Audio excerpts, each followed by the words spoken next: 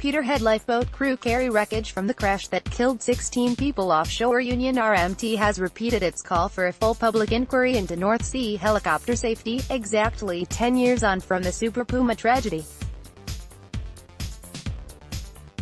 14 oil workers and 2 crew died when a Bond Super Puma plunged into the water off the Aberdeenshire coast on April 1, 2009. An Air Accidents Investigation Branch (AAIB) probe into the crash found that the aircraft suffered a catastrophic failure of its main rotor gearbox, while a fatal accident inquiry (FAI) in 2014 found that the tragedy might have been avoided. RMT is calling for lasting changes to regulatory standards to make the industry safer in the wake of a series of tragedies in recent years. 11 passengers and 2 crew members were killed when a Super Puma 225 aircraft came down near the city of Bergen, Norway, in April 2016, while in August 2013 a Super Puma L2 carrying oil rig workers ditched in the North Sea, leaving 4 people dead. RMT General Secretary Mick Cash said, on the 10th anniversary of the Super Puma disaster off Peterhead that cost 16 workers their lives, our thoughts are with the families, colleagues, and friends affected by the tragedy. Offshore workers remain angry that despite a 5-year fatal accident inquiry process we still await justice, meaningful changes in the public inquiry into helicopter safety in the North Sea that has long been our central demand. Meanwhile, confidence in the safety of offshore helicopter transport has declined as we continue to see commercial pressures on standards in a culture of cost-cutting. On this grim anniversary for the industry, the union pledges to step up the fight for North Sea helicopter safety, a public inquiry and lasting changes to regulatory standards that are the best way to restore offshore workers' confidence. The crash in 2009 claimed the lives of captain and co-pilot Paul Burnham, 31, from Ethlick in Aberdeenshire, and Richard Menzies, 24, from Droitwich Spa in Worcestershire.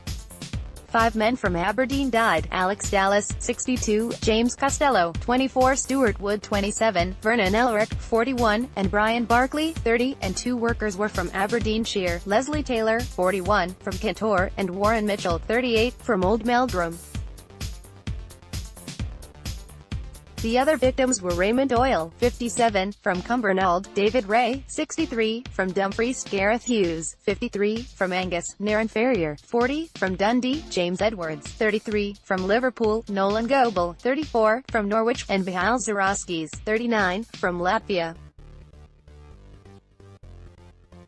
In a statement after the FAI, Bond Offshore said it accepted that it had made mistakes and that lessons have been learned and continue to be learned. A Department for Transport spokesman said, "We have given this matter careful and serious consideration, and the CAA has already undertaken a comprehensive review into this matter. We found that a public inquiry would not achieve anything beyond the assurances already provided by this review, which culminated in a number of significant changes to increase the safety standards of offshore helicopter flights." Paul Wheelhouse, MSP, Minister for Energy, Connectivity and the Islands, said the offshore workforce's concerns on helicopter safety are a shared priority of the highest order, and added his thoughts were with the families and friends of those who died in the accident.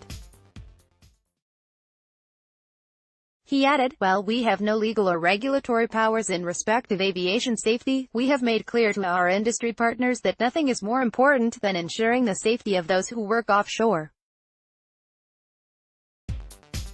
We are very sympathetic to the underlying concerns of the offshore workforce, and have raised specific issues with employers on their behalf.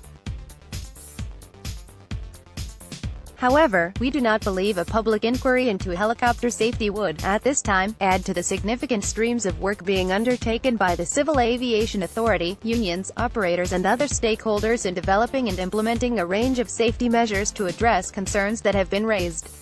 Deirdre Mitchie, Chief Executive of Oil and Gas UK, said, "As we mark the 10th anniversary of the tragic Super Puma helicopter crash in the North Sea, our thoughts remain with the families, friends and colleagues who lost loved ones that day, and we will never forget them. This anniversary serves as a stark reminder that we can never be complacent about ensuring safe operations in our industry."